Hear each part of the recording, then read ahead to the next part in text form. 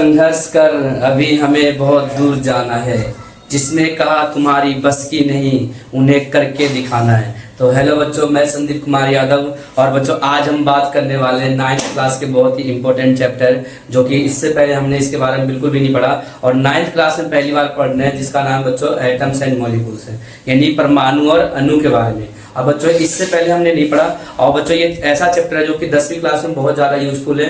10th class के पहले, दूसरे और तीसरे चैप्टर में बच्चों बहुत ज़्यादा इसका इस्तेमाल किया गया है। और बच्चों चौथे चैप्टर मतलब केमिस्ट्री के जितने भी चैप्टर हमें मिलने वाले आगे, उनमें सबसे ज़्यादा इस्तेमाल किया गया है एटम्स एंड मॉलिक्यूल्स का। इसलिए बच्चों बिल्कुल तरीके से समझना और सही से समझना, ताकि 10वीं क्लास में हमें कोई प्रॉब्लम ना हो।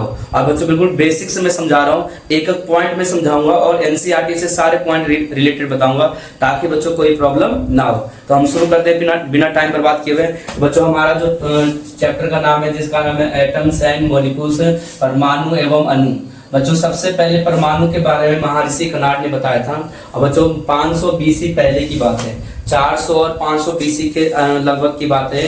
अब बच्चों बीसी का मतलब होता है बिफोर क्रिश्चियन, मतलब कि ईसा मसीह के जन्म से 500 साल पहले की बात है, यानी कि जब ईसा मसीह का जन्म हुआ था उसके 500 साल पहले की बात है, जब महर्षि कनाड ने हमें बताया था कि ऐसे छोटे छोटे कण जिसे हम दो भागों में डिवाइड नहीं कर सकते, दो भागों में नहीं बांट सकते, ऐसे स्मॉलेस्ट पार्टिकल जिसे हम दो भागों में डिवाइड नहीं कर सकते, उसे परमाणु कहते हैं। अब बच्चों महर्षि कनाड ने परमाणु नाम दिया था, एटम्स नाम नहीं दिया था, क्योंकि वो एक इंडियन थे, हिंदुस्तानी थे, इसलिए उन्होंने परमाणु ही कहा, एटम्स का नाम उन्होंने नहीं दिया। तो बच्चों ऐसे छोटे छोटे कण जिसे हम दो भागों में नहीं बांट सकते, उसे हम परमाणु कहते हैं, यानी कि एटम्स कहते हैं। और जो महर्षि कनाड तक है तो परमाणु एटम्स दोनों सेम ही बोलना है, यानी कि एटम्स को ही परमाणु बोलना है, मतलब हिंदी वर्ड का इस्तेमाल करना। अगर महर्षि कनाड के बारे में बात करेंगे तो इन्होंने बताया ऐसे छोटे छोटे कण जिसे हम दो भागों में नहीं बांट सकते, उसे परमाणु कहते हैं, यानी कि इंग्लिश में भी परमाणु कहते हैं। किस कौन से टाइम पे बच्चों? जब तक महर्षि कनाड थे। कब की बात है? 500 बीसी पहले की बात है। ठीक है बच्चों, ध्यान रखना। अब बीसी का मतलब क्या होता है? जब ईसा मसीह का जन्म हुआ था उससे 500 साल पहले की बात है, ध्यान रखना। बीसी का मतलब ये होता है। उसके बाद बच्चों उसके बाद इन्होंने बताया दूसरा साइंटिस्ट आए जो कि भारत के थे, जिनका नाम है पकुद्दा कटियम्मा। ठीक है, पकुद्दा कटियम्मा ने बताया कि जितने भी परमाणु होते हैं, इन्हीं परमाणु से कंबाइन होकर जो मैटर का निर्माण होता है, नहीं पदार्थ का निर्माण होता है। जैसे हमने पहले चैप्टर में मैटर के बारे में पढ़ा था, पदार्थ के बारे में पढ़ा था। जैसे बच्चों ये मार्कर भी एक प्रकार के मैटर है, यानी कि पदार्थ है। इस तरीके के एग्जाम्पल देकर बच्चों मैंने समझाते हैं कि हमारे आसपास जितने भी चीजें दिखाई दे रही है, जिसे भी हम देख पा रहे हैं, वो सारे के सारे मैटर है, यानी कि पदार्थ है।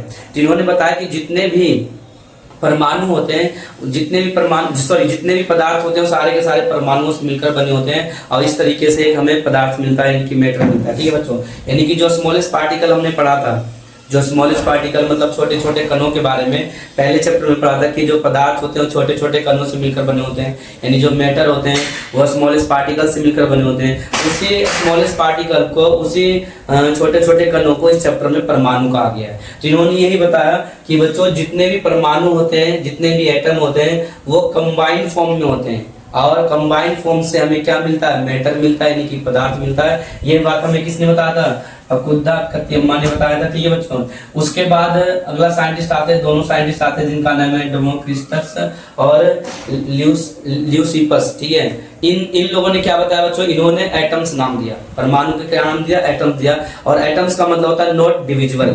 नॉट डिविजिबल का मतलब जिसे हम दो भागों में डिवाइड नहीं कर सकते। फॉर एग्जाम्पल बच्चों, जैसे मान लिया हमने ईंट लिया, ईंट को तोड़ा और तोड़ा और तोड़ा और तोड़ा, तोड़ते गए तोड़ते गए तोड़ते गए तोड़ते गए, और बच्चों हमने गेहूं पीसने वाले चक्की में डाल दिया, बिल्कुल पाउडर बना दिया। पाउडर बनाने के बाद भी हमने उसको तोड़ने की कोशिश किया। बच्चों वन टाइम मतलब एक समय ऐसा भी आएगा जब वो टूटना बंद हो जाएगा, और जब वो टूटना बंद हो जाएगा उसी को क्या कहेंगे? एटम्स कहेंगे, यानी कि परमाणु कहेंगे। समझ में आ गया?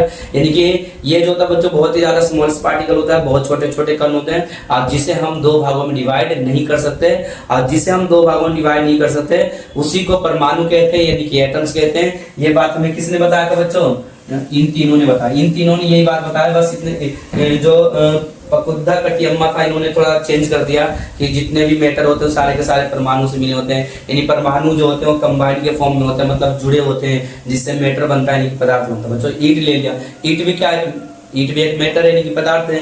ईट को हमने तोड़ा और तोड़ा और तोड़ा, जब वो टूटना बंद हो गया तो उसी को हम क्या कहते हैं बच्चों, परमाणु कहते हैं, यानी कि एटम्स कहते हैं। बच्चों परमाणु को नेक्ड आई से नहीं देख सकते, मतलब कि इसे नंगी आंखों से नहीं देख सकते, मतलब अदृश्य होता है, इनविजिबल होता है। इनविजिबल का मतलब इसे देखने के लिए माइक्रोस्कोप का प्रयोग करना पड़ेगा, हम इसे नंगे आंखों से नहीं देख सकते। ठीक है बच्चों। उसके बाद बच्चों end of the 18th century, मतलब 18वीं शताब्दी के अंत तक है जो ये सारी चीजें इन्होंने बताया, इस अंत तक कोई आए नहीं, ध्यान रखना। 18वीं सदी के अंत तक हमें ये पता चला कि एलिमेंट और कंपाउंड में क्या अंतर है, यानी कि तत्व और यौगिक में क्या अंतर है, 18वीं सदी के अंत में पता चला, ध्यान रखना। यानी कि end of the 18th century, मतलब 18वीं सदी के अंत में हमें पता चला कि एलिमेंट और कंपाउंड में क्या अंतर है। धीरे धीरे हम चीजों को समझने लग गए। जैसे कि बच्चों हमने तीसरे चैप्टर में पढ़ा था कि एलिमेंट और कंपाउंड क्या होता है, किस तरीके से अंतर होता है। एलिमेंट को हम दो भागों में नहीं बांट सकते हैं, लेकिन कंपाउंड जो होते हैं बहुत सारे एलिमेंट से मिलकर बने होते हैं, दो या दो से अधिक एलिमेंट से मिलकर बने होते हैं, उसे कंपाउंड कहते हैं, यौगिक कहते हैं। ये बात हमें जो 18th सेंचुरी के लास्ट में पता चला। ठीक है बच्चों। उसके बाद है जो बच्चों दो साइंटिस्ट आए जिनका नाम है लवाइजिए और दूसरा जो है बच्चों जोसेफ एल प्राउस्ट, मतलब लवाइजिए और प्राउस्ट, ये दो साइंटिस्ट आए जिन्होंने लॉ ऑफ केमिकल कॉम्बिनेशन बताया। क्या बताया? लॉ ऑफ केमिकल कॉम्बिनेशन, यानी रासायनिक संयोजन का नियम बताया। यानी कि इन्होंने बताया किस तरीके से परमाणु जुड़े होते हैं, किस तरीके से जो एटम्स होते हैं एक दूसरे से कंबाइन होते हैं। इसीलिए इन्होंने नियम दिया लॉ ऑफ केमिकल कॉम्बिनेशन, रासायनिक संयोजन का नियम।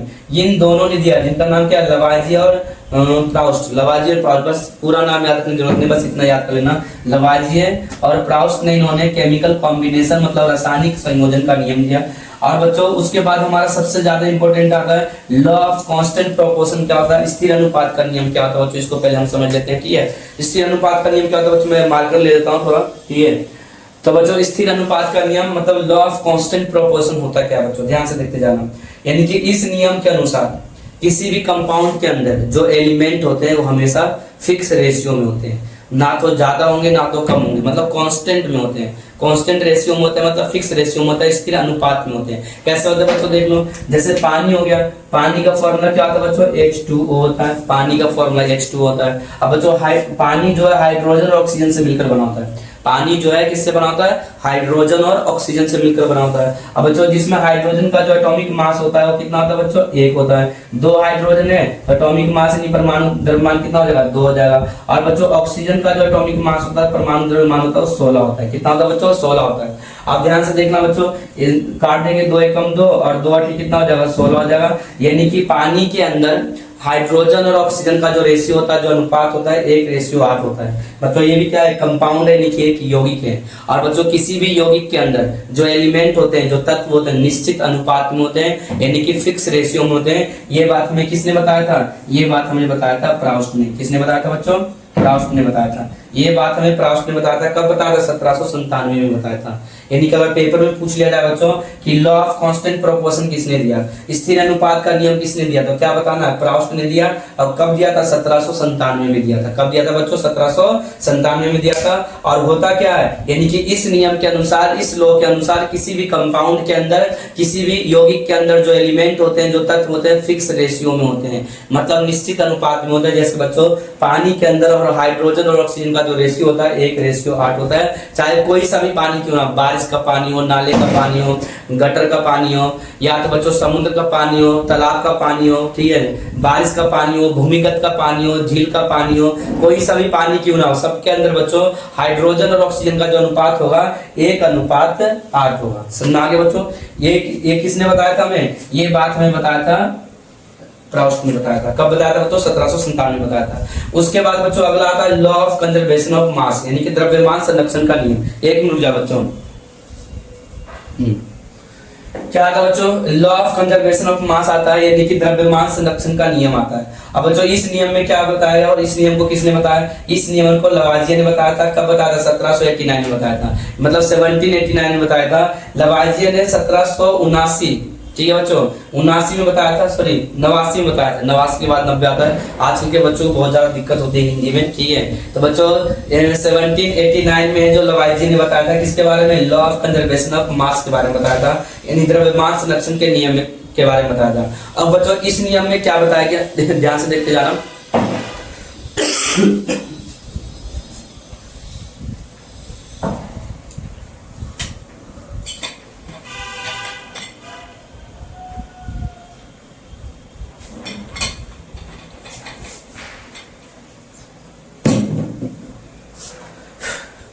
हाँ देखो बच्चों, इस नियम में क्या बताया गया, law of conservation of mass, जहां पे बच्चों कंजर्वेशन वर्ड आ जाएगा यानी कि संरक्षण का शब्द आ जाएगा, तो समझ जाना ना तो उसको डिस्ट्रॉय कर सकते हैं मतलब बना सकते, सॉरी नष्ट कर सकते हैं, ना तो उसको क्रिएट कर सकते हैं यानी कि बना सकते हैं। जहां पे भी कंजर्वेशन वर्ड आ जाए यानी कि संरक्षण का शब्द आ जाए तो समझ जाना कि ना तो उसको हम क्रिएट कर सकते हैं यानी कि बना सकते हैं, ना तो उसको डिस्ट्रॉय कर सकते हैं यानी कि बना मतलब नष्ट कर सकते हैं। ठीक है बच्चों, तो लॉ ऑफ कंजर्वेशन मास के अनुसार किसी भी केमिकल रिएक्शन के द्वारा, किसी भी रासायनिक अभिक्रिया के द्वारा मास को ना तो क्रिएट किया जा सकता है यानी कि बनाया जा सकता है, और ना तो मास को डिस्ट्रॉय किया जा सकता है यानी कि नष्ट किया जा सकता है। ध्यान रखना। ठीक है बच्चों, किसी भी केमिकल रिएक्शन के द्वारा, मतलब इस नियम के अनुसार, इस लॉ के अनुसार किसी भी केमिकल रिएक्शन के द्वारा मास को ना तो डिस्ट्रॉय किया जा सकता है, ना तो क्रिएट किया जा सकता है, यानी द्रव्यमान को ना तो बनाया जा सकता है, ना तो नष्ट किया जा सकता है। कैसे बच्चों, देख लो ध्यान से। जैसे मान लिया हमने यहाँ पे एक इक्वेशन लिखा बच्चों, ध्यान से देखते जा रहा हूं, C+O2, ध्यान से देखते जाना बच्चों। यहाँ पे बन गया हमारा CO2, क्या बन गया हमारा CO2, कुछ भी आ सकता है इसकी जगह, मैं एक कॉमन एग्जांपल देकर समझा रहा हूँ। अब बच्चों इसमें सवाल जो पूछ लिया जाता है, ध्यान रखना, law of conservation of mass पे जो सवाल पूछ लिया जाता है तो बच्चों दिमाग में बिल्कुल सही तरीके से फिट करना कि किस तरीके से करना है। इक्वेशन दे देगा, समीकरण दे देगा, एटॉमिक मास दे देगा, बस सॉल्व करना होगा, बराबर करके दिखाना होगा, या तो सवाल ये पूछ लेगा कि एक law of conservation of mass को फॉलो कर रहा है कि नहीं कर रहा है, यानी कि उसको उसके अनुसार है या नहीं है। अगर दोनों तरफ मास बराबर आ जाएगा तो समझ जाना कि law of conservation of mass का नियम को फॉलो कर रहा है, अगर नहीं आएगा तो फॉलो नहीं कर रहा है। देखना बच्चों ध्यान से, तो यहाँ पे बच्चों कार्बन का एटॉमिक मास कितना होता है, 12 होता है। ऑक्सीजन का एटॉमिक मास कितना होता है बच्चों, 16 होता है। कितने ऑक्सीजन है, 2 ऑक्सीजन, इनको में 2 कर देंगे। ठीक है, उसके बाद बच्चों दूसरी साइड देखना, कार्बन का एटॉमिक मास कितना होता है, 12 होता है, प्लस का साइन देंगे। ऑक्सीजन का एटॉमिक मास कितना होता है, 16 होता है, इनको में क्या कर देंगे, 2 कर देंगे। तो बच्चों 12 के 12 ले दिया और 16 दूनी कितना हो जाएगा बच्चों, 32 हो जाएगा। इधर देखना, 12 को 12 ले दिया, 16 दूनी कितना हो जाएगा बच्चों, 32 हो जाएगा। 12 और 32 कितना होता है बच्चों, 44 होता है। यहाँ कितना आ जाएगा, 44 आ जाएगा, यानी 44 आ जाएगा। ध्यान रखना, दोनों तरफ बच्चों बराबर आ गया। इधर भी 44 ग्राम मास है यानी कि द्रव्यमान है, और इधर भी 44 ग्राम द्रव्यमान है। किलोग्राम में दिया जाएगा तो किलोग्राम में लिख देना। ठीक है बच्चों, समझ में आ गया। यानी कि मास को ना तो हम डिस्ट्रॉय कर सकते हैं, ना तो क्रिएट कर सकते हैं, यानी कि ना तो हम बना सकते हैं, ना तो नष्ट कर सकते हैं किसी भी केमिकल रिएक्शन के द्वारा, किसी भी रासायनिक अभिक्रिया के द्वारा। तो यही बात हमें किसने बताया था बच्चों, लवाइजिए ने बताया था, और 1789 में बताया था। कब बताया था बच्चों, 1789 में बताया था।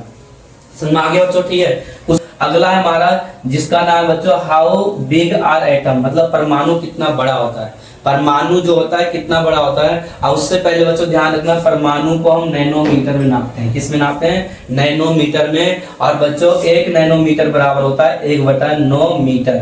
1 नैनोमीटर बराबर कितना होता है, 1/9 मीटर। ये बात हमेशा ध्यान रखना बच्चों। ठीक है, 1 नैनोमीटर बराबर होता है 1/9 मीटर, और 1 मीटर बराबर होता है 10⁻⁻9 नैनोमीटर। क्योंकि बच्चों ये प्लस में ऊपर जाएगा तो क्या हो जाएगा, माइनस में हो जाएगा, तो 10 की पावर कितना हो जाएगा, 9 नैनोमीटर हो जाएगा। ठीक है, और बच्चों हाइड्रोजन का जो रेडियस होता है, हाइड्रोजन परमाणु का जो रेडियस होता है, यानी हाइड्रोजन एटम का जो रेडियस होता है 10⁻⁻10 नैनोमीटर होता है। ये बात बच्चों हमेशा दिमाग में रखना है, 10⁻⁻10 नैनोमीटर। समझ में आ गया बच्चों।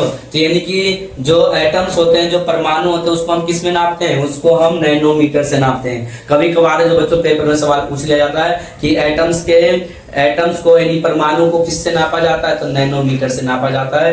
और 1 नैनोमीटर बराबर क्या होगा बच्चों, 1/9 मीटर, और 1 मीटर बराबर होता है 10⁻⁻9 नैनोमीटर। ये तो इस शब्द को बिल्कुल सही तरीके से याद कर लेना है ताकि कोई प्रॉब्लम ना हो। उसके बाद बच्चों आगे हम पढ़ने वाले हैं कि जॉन डाल्टन ने क्या बताया और किस तरीके से उन्होंने अपना थ्योरी दिया। अगर बच्चों आगे का वीडियो देखना चाहते हो तो चैनल को सब्सक्राइब और बच्चों वीडियो को लाइक जरूर करना, और वीडियो देखने के लिए बहुत बहुत धन्यवाद।